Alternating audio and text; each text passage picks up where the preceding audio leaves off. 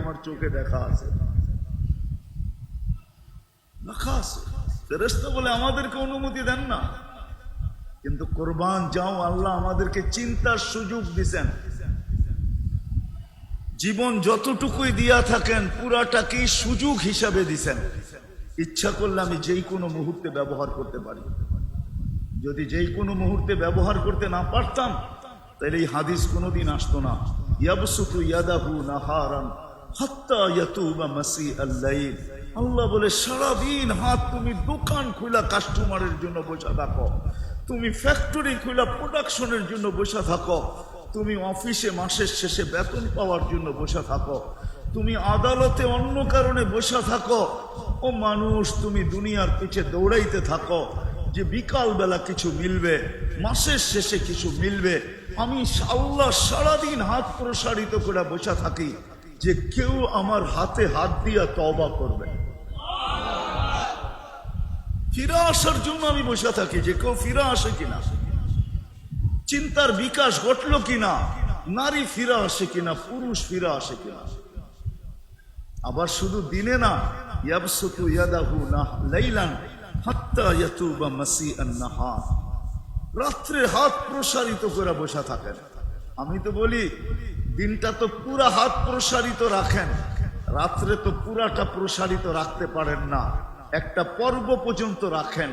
রাতের 3 ভাগের 1 ভাগ যখন অতিবাহিত হয়ে যায় এই পর্যন্ত হাত প্রসারিত করে অপেক্ষা করেন কেউ আয়সা হাতে হাত দিয়া তওবা করে কিনা। যখন 3 ভাগের 1 ভাগ অতিবাহিত হয়ে যায় তো আর প্রসারিত করে রাখেন না, বরং প্রথম আকাশের নাইমা চলে আসেন আর আওয়াজ দিতে থাকেন, হালমিন মুস্তাগফির ফাগফির আলা। কে আসিস, মাপ চাবি, আমি মাফ করার জন্য চলে আসছি। আমি তো মনে করতেছি প্রথম আকাশে আসে না, মনে হয় আকাশটা তো প্রথম আকাশটা তো আমাদের দুনিয়ার ছাদ। যেমন আমার বাড়ির ছাদ, এটাও আমাদের দুনিয়ার ছাদ। আল্লাহ আমাদের দুনিয়ার ছাদে চলে আসে, তাইলে এই হাদিস কোনোদিন আসতো না, কোনোদিন আসতো না। ফেরেশতারা যদিও বলে, কিন্তু আল্লাহ কারো কথায় কর্ণপাত করেন না, না জমিন, না সমুদ্র, না ফেরেশতা। বরং আল্লাহ উল্টা জবাব দেয়, ইন কানা আবদুকুম ফাশানুকুম বি। বান্দা তোমাদের হলে যার মনে চায় তা করতে পারো। ইন কানা আবদি, কুরবান যাও আল্লাহর উপরে। উৎসর্গ গেলেও কম হবে, জীবন বিসর্জন দিলেও কম হবে এই কথার উপরে। আল্লাহ বলে বান্দা তোমাদের হলে যার মনে চায় যা খুশি তা করতে পারো। ইন কানা আবদি, যদি বান্দা আমার হয় তো আমি অপেক্ষায় আছি। ইন আতানি লাইলান কাবিলতু, রাত্রে ফিরে আসলে আমি বুকে জড়ায় নিব। ইন আতানি নাহারান কাবিলতু, দিনে ফিরে আসলে আমি বুকে জড়ায় নিব। ওমান আদামু মিন্নি জুহুদাম ওয়া কারামা, আমার চেয়ে বড় দাতা কেউ নাই। এই জন্য বাবা উচিত আবাসিক পরিবেশের ভিতরে বয়ান, তারপরও রোড বন্ধ করা দীর্ঘ রাত পর্যন্ত হোক, এটা সমীচীন মনে করি না। এই জন্য কথা অল্প হবে, হয়তো 10:30টার ভিতরে শেষ হয়ে যাবে। যত বেশি ধ্যান দিয়ে শুনবো আশা করি কথাগুলা দিলে গাঁথতে পারে। তো যেটা বলতেছিলাম, আমাদের চিন্তা করা উচিত আমার অস্তিত্ব কেন, কেন কাটানোর জন্য না আমার অস্তিত্ব প্রস্তুতির জন্য? কোনটা, কাটানোর জন্য না প্রস্তুতির জন্য? রব্বে কাবার কসম, আমাদের জীবন কাটানোর জন্য না, আমাদের জীবনটা হলো প্রস্তুতির জন্য। এই জন্যই হাদিস চিৎকার দিয়া বলে, প্রস্তুতির ইঙ্গিত দেয়, আর দুনিয়া মাজরাতুল আখিরা, দুনিয়া আখিরাতের প্রস্তুতির জন্য। এটা আমাদের স্টেশন, স্টেশন নাইলে আল্লাহ রসুল বলতেন না, কুমফিদ দুনিয়া কান্নাকা গারিব আও আবিরু সাবিল। দুনিয়া ওরকম থাকো যেরকম তুমি প্রবাসে থাকো, প্রবাসে যেরকম থাকে এরকম থাকো, নাইলে পথিক যেরকম পথ চলে এরকম থাকো। কেননা তোমার গন্তব্য এটা না, এটা হলো ওয়েটিং স্টেশন, তুমি ওয়েট করতেছো, এখানে অপেক্ষা করতেছো। হ্যাঁ, বিশ্রামাগার বলা যায় অথবা অপেক্ষাগার বলা যায়। অপেক্ষা করতেছে প্রস্তুতির জন্য এই জীবনটা। যুবক, রব্বে কাবার কসম, তোমার যৌবনও প্রস্তুতির জন্য, নারীর নারীত্ব প্রস্তুতির জন্য, পুরুষের পুরুষত্ব প্রস্তুতির জন্য। আর প্রস্তুতি নিয়েই যেতে হবে। দুনিয়ায় যতটুক পাইছি ওটা হয়তো দুনিয়ার আসবাবের কারণে পাইছি। বাড়িওয়ালা বাড়িওয়ালার মর্যাদা পায়, বাড়িওয়ালা বিদায়। দোকানি দোকানদারের মর্যাদা পায়, দোকান আছে বিদায়। এরকম প্রত্যেক ব্যক্তি দুনিয়ায় যেটাই পাইছে, শিল্পপতি শিল্পপতির পদবি পায়, শিল্প আছে বিদায়। ঠিক প্রস্তুতি ছাড়া আল্লাহর কাছে মর্যাদা পাওয়া যাবে না। যুবক যদি মর্যাদা পাইতে চায় তাহলে প্রস্তুতি দ্বারাই পাবে। নারী পাইতে চাইলে প্রস্তুতি দ্বারাই পাবে। পুরুষ পাইতে চাইলে প্রস্তুতি দ্বারাই পাবে। যে পাইতে চায়, রব্বে কাবার কসম, প্রস্তুতি ছাড়া পাবে না। প্রস্তুতি ছাড়া পাবে না, এটাই সত্য। আপনি মানেন আর না মানেন। এই জন্য বলা যায় আল্লাহ যা কিছু আমাদেরকে দিছেন, যাই অস্তিত্বের ভিতরে দিয়া থাকেন বা অস্তিত্বের বাহিরে দিয়া থাকেন, বা আরেক শব্দে বলা যায় আমার জান, অস্তিত্ব, আমার হায়াত, আমার সম্পদ, সব কিছু প্রস্তুতির জন্য দিছেন। দুনিয়া কাটানোর জন্য দেন নাই, প্রস্তুতির জন্য দিছেন। জীবনটা প্রস্তুতির জন্য, কাটানোর জন্য না। দুটারই কথা বলা আছে, যে কাটায়া যাবে সে কি পাবে, যে প্রস্তুতি নিয়ে যাবে কি পাবে। যে মূল্যায়ন করলো সে কি পাবে, যে মূল্যায়ন করলো না সে কি পাবে। এই জন্য একটা হাদিস মনে উঠলো, এই জন্য বলতেছি। জানি না ওলামা এটাকে কি বলবে। লা ইয়াতাহাসসার আহলুল জান্নাতি আলা লা ইয়াতাহাসসার আহলুল জান্নাহ ইল্লা আলা সাআতিন মাররাত বিগাইরি যিকরিল্লাহ। আল্লাহ স্মরণ ছাড়া যে সময়টা দুনিয়াতে কেটে গেছে, জান্নাত পাওয়ার পরেও মাঝে মাঝে দিলে ধাক্কা লাগবে। যখন উচ্চ মর্যাদা দেখবে এক একটা বিষয়ের, তখন দিলে ধাক্কা লাগবে যে সুযোগ তো ছিল। যুবক যখন যৌবনের মর্যাদা দেখবে তো যুবকদের চোখ দিয়ে পানি আসবে। সত্য এটাই, যে যৌবন তো আমার কাছেও ছিল।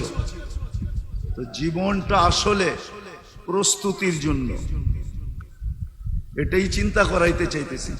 আল্লাহ করুক আজকে চিন্তা ঢোকুক।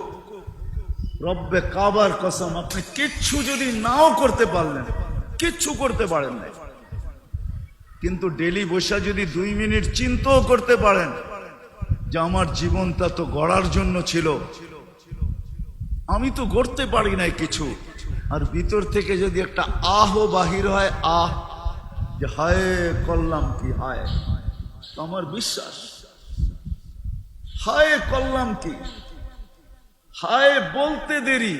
এক হাদিস আমাকে বুঝায়, এক হাদিস, আমি হাদিস দিব। হায় যদি বাহির হয়, তাইলে হায় যদি বাহির হয় শুধু হায়, আমার মনে হয় ছুটে আইসা আল্লাহ মাগফিরাতের চাদর বিছাইতে দেরি করবে না, চড়ায় দিতে দেরি করবে না। নাইলে এই হাদিসে কুদসি কেন আসতো? ফালাম্মা তায়াক্কানতা বিল বাওয়ার ওয়া যানানতা আন্নাকা মিন আহলিন নার মানাহতু ইলাইকা রিদওয়ানি ওয়াল্লাইতু ইলাইকা গুফরানি কুলতু লাকা লা তাহজান গফারতু লাকা যুনুবা ওয়াল আওসার ওয়া লিআজলিকা সাম্মাইতু নাফসি আল আজিজুল গফফার। কোন ব্যক্তি যদি চিন্তা করতে করতে করতে করতে এক সিদ্ধান্তে পৌঁছে যে গড়ার কথা তো ছিল, জীবনটা তো কাইটেই গেল, গড়তে তো পারলাম না, অনুসূচনা অনুতাপের হয়া যদি লজ্জিত হইল, অনুসূচনায় যদি লজ্জিত হইল, লজ্জা চলে আসলো, মাথা নিচা হয়ে গেল, চোখ দুটা বন্ধ হয়ে গেল, আর ভিতর থেকে একটা আহ বাহির হইল, আহ। তো আল্লাহ বলে ফালাম্মা তায়াক্কানতা বিল বাওয়ার, যখন তুমি ধারণা করলে যে তুমি ধ্বংস, তোমার জীবন গড়া হয় নাই, প্রস্তুতি নেওয়া হয় নাই, কাটা গেল জীবনটা, আর নিজেকে তুমি জাহান্নামী ভাবতে শুরু করলা। মানাহতু ইলাইকা রিদওয়ানি, আমি আমার রেজার চাদর দিয়ে তোমাকে ডাকতে দেরি করি না। আল্লাইতু ইলাইকা গফরানি, মাগফিরাতের ভিতরে ডুবাইতে দেরি করি না।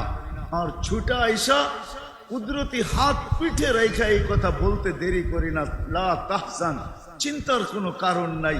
গফারতু লাকা দুনুবা ওয়াল আওসার, তোর গুনাহ খাতা আমি মাফ করে দিলাম। ওয়ালি আজলিকা সাম্মাইতু নাফসি আল আজিজুল গফফার, তোর জন্যই আমি আজিজুল গফফার। ওই কথা সত্য মনে হইতেছে এই হাদিস দেখলে। বনি ইসরাইলের এক বদমাশ ছিল, বদমাশ। মুসা আলাইহিস সালাম বহুত বুঝাইছেন, কিন্তু কোনো কাজে দেয় নাই। তো শেষ চিকিৎসা করছিলেন, গার দৈরা শহর থেকে বাহির করে দিছেন, জঙ্গলে মুখী করে দিছেন। বদমাশ জঙ্গলে থাকতে শুরু করছে। মৃত্যু যখন ঘনায় আসছে, তো বদমাশ ভাবতেছে মরেই তো যাব। তো দেখতে শুরু করছে মনের কথা কাউকে বলার জন্য। তো কিতাবে আছে ফালাম্মা রাআ কারীবান ওয়া বাঈদা, কাছে দেখছে, দূরে দেখছে, ইয়ামিনা ওয়া শিমালা, ডাইনে দেখছে, বামে দেখছে, আমামা ওয়া আরাআ, সামনে দেখছে, পিছে দেখছে, দূর দূর পর্যন্ত।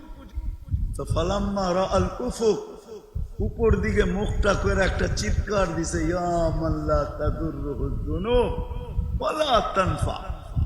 আল্লাহ, গুনায় যার ক্ষতি সাধিত হয় না, গুনায় যার ক্ষতি সাধিত হয় না, বান্দা গুনাহ করলে যার ক্ষতি সাধিত হয় না, আল্লাহও হয় না।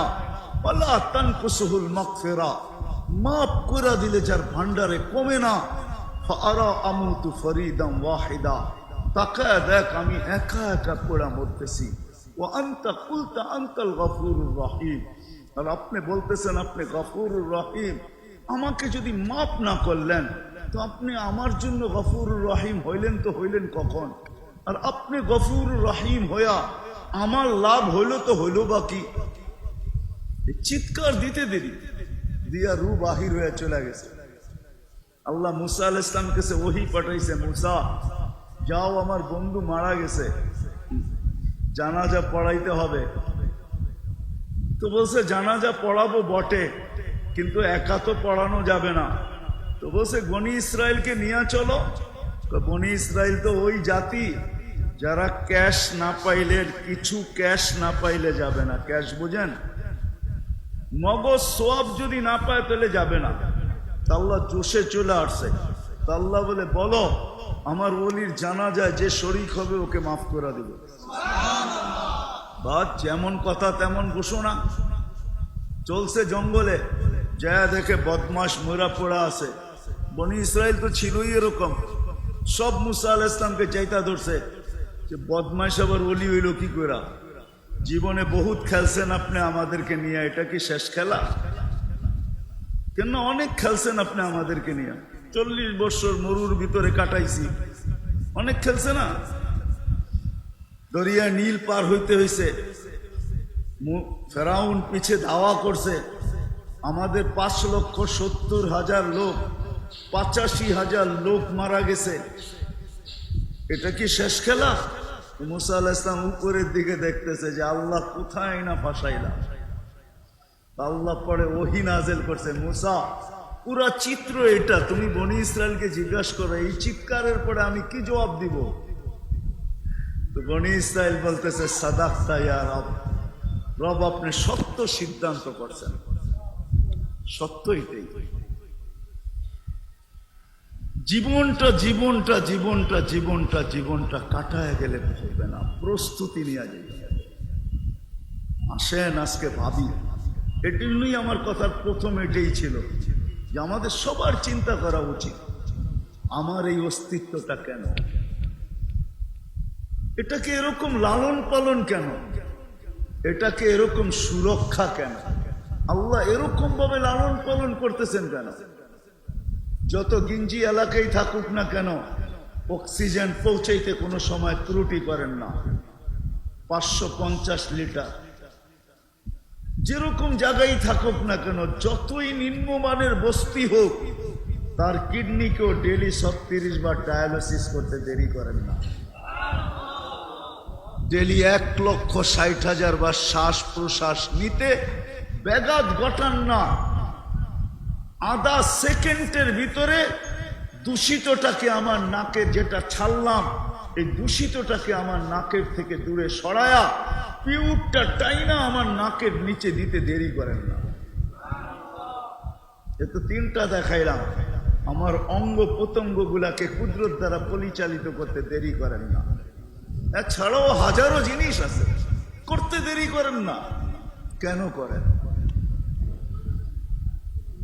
ওই বললাম না, প্রস্তুতি নিয়ে যেতে হবে। তাইলে যুবক যৌবনের দাম পাবে, নারী নারীত্বের দাম পাবে। রব্বে কাবার কসম, কোন উন্নত সোসাইটিতে জন্ম নেওয়ার প্রয়োজন নাই। যত গরিব সোসাইটিতেই নেক না কেন, দুনিয়ার কোনো ক্ষেত্র আমাকে বলে, কেন আমি রাবেয়ার বসরি বাড়ি দেখছি 6 বার, বিদায় আমি যাকেই দেখছি রাবিয়ার বাড়ির নিচে দাগায় তাকাইতেছে রাবেয়ার বাড়ির দিকে, অনেক বেশিরভাগের চোখের ভিতরেই দেখছি পানি ঝরতেছে।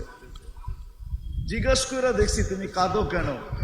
বলছে, রাবেয়া কৃত দাসী হইয়া যদি এত বড় জীবনকে মর্যাদাবান বানাইতে পারে, আমার ভিতর চিৎকার দিতেছে, এই জন্য চোখে পানি আসতেছে যে রাবেয়া তুমি কোথায়? আমি একজন স্বাধীন মানুষ হয়ে আমি কোথায়? একজনও পাই না বেলাল রাদিয়াল্লাহু তাআলা আনহুর বাড়ির নিচে, যে ওই ঝুপড়ি দেখছে আর চোখে পানি আসে নাই, চোখ অশ্রু সিক্ত হয় নাই, ঝরঝরায় পানি পড়ে না, এরকম একজনও পাই নাই। জিজ্ঞাসা করছি, কাঁদো কেন? বলছে, এই বাড়ি দেখা কাঁদি। আরে বাড়ির ভিতরে কান্নার কি আছে? বাড়ি দেখা না, বাড়িওয়ালার কথা মনে করা, যে বেলাল কোথায় আমি কোথায়, বেলাল কোথায়। ফেরাউনের কৃতদাসীর কবর দেখা হাজারো মানুষ প্রফুল্ল হয়, আবার চোখের পানিও ঝরায়। ডেলি হাজারো মানুষ যায়, ডেলি অ্যাড্রেস আমি দিতে পারি, ডেলি যায়, চোখে পানি ঝরায়া চলে আসে। একটা কৃতদাসী মহিলা ফেরাউনের বাড়ির, তার কবর থেকে এখনো সুগ্রাম, কিয়ামত পর্যন্ত বাহির হবে, 1 সেকেন্ডের জন্য বন্ধ হয় না। অন্য কেউ তো নাই এখানে, এক মহিলার 2 বাচ্চা, এটাই তো, আর তো কেউ নাই। 2টা বাচ্চা, হাড্ডি মাংস, আর এক মহিলার হাড্ডি মাংস, সুগ্রান এখনো। আল্লাহ রসুল জিজ্ঞাসা করছিলেন, জিবরিল কতদিন বাহির হবে? তো বলছে, ইলা ইয়াউমিল কিয়ামা, কিয়ামত পর্যন্ত বাহির হবে। কুল্লু মান ইয়ামুর ইয়াকিফ, যে এখান দিয়া যাবে সে দাঁড়াবেই দাঁড়াবে। আজকে তো দাঁড়ায় না, হাজারো মানুষ যে বসে থাকে। যদি জিজ্ঞাসা করা হয় বাজারের পারফিউম কি যথেষ্ট না, তো মুখে বলে, হুজুর দুনিয়ার পারফিউম অন্য জিনিস, এই কবরের পারফিউম অন্য জিনিস। একবার নাকে লাগলে আর জীবনে পারফিউমের দরকার হয় না। যেমন ফাতেমা রাদিয়াল্লাহু তাআলা আনহা বলছিলেন, ইয়া মান শাম্মা তুরবাতা আহমদি ফাকাদ শাম্মা মিনাত তিবি গাওয়ালিয়া। আল্লাহর রসুলের কবরের মাটি ঘ্রাণ একবার যার নাকে গেছে, ওর দুনিয়াতে থাকা অবস্থায় কোনোদিন সুঘ্রাণের প্রয়োজন হবে না। হ্যাঁ, সত্য এটা, মানেন না আপনি? হ্যাঁ, চলেন তাহলে একটা শুনে দিই। আসিম রহমতুল্লাহ আলাই ছিল মদিনা মুনাওয়ারার ইমাম, তাবেই ছিলেন উনি, সাহাবাদেরকে দেখছেন। উনি যখন কথা বলতেন তো সুঘ্রাণের তুফান বাহির হইতো মুখ দিয়া। যখন কেরাত পড়তেন পুরো পরিবেশ সুঘ্রাণে মোহিত হইত। ছাত্রদেরকে যখন পড়াইতেন তো মুখ দিয়ে সুঘ্রাণ বাহির হতো। তো ছাত্ররা একদিন জিজ্ঞাসা করছে, মুসল্লি সহ, হযরত মুখ খুলতে দেরি, সুঘ্রাণের তুফান বাহির হইতে তো দেরি হয় না, ভিতরে কি সেট করছেন যে এত সুঘ্রাণ বাহির হয়? তো বলছে, বলার ছিল না, বাধ্য করলা এই জন্য বলতেছি, ওনার কেরাত খুব সুন্দর ছিল। তো বলছে রাত্রে স্বপ্নে আল্লাহ রসুল দুই সাথীকে নিয়ে আসছিলেন, আবু বকর আর ওমর রাদিয়াল্লাহু তাআলা আনহুম। আয়েশা বলছিল, আসেম একটু কোরআন শোনাও তো। তা আমি বলছি, ইয়া রাসূলুল্লাহ, আপনাকে কোরআন শোনাবো? বলছে শোনাও। বলে আমি যখন কোরআন শুনাইতেছিলাম, শেষ হইল, তখন আল্লাহ রসুল বলছে হা করো। তা আমি হা করছি। আল্লাহ রসুল ঘুমের ভিতরে নিজের জিহ্বার থেকে লালা আমার মুখে লাগায় দিছেন। ওই দিন থেকে সুগ্রাণ শুরু।